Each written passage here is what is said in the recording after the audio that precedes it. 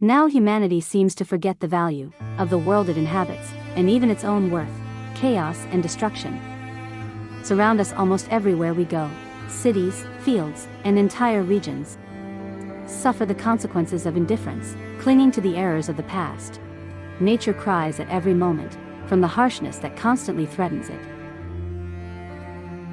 Fires, floods, and droughts jeopardize daily life, and we feel trapped, lost in conflicts, wars, and divisions.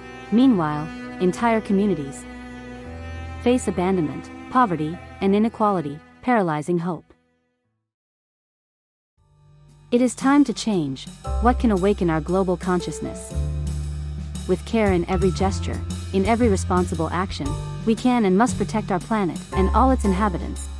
Animals, plants, and humans, education is the path toward mutual respect and solidarity, redesigning what has been lost. Small acts of cooperation and creativity create the visible, real impact needed.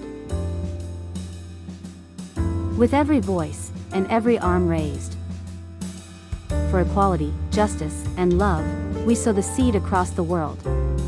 Hope is not a distant dream, it is the present that we build with our daily decisions. Now is the time. The moment is here.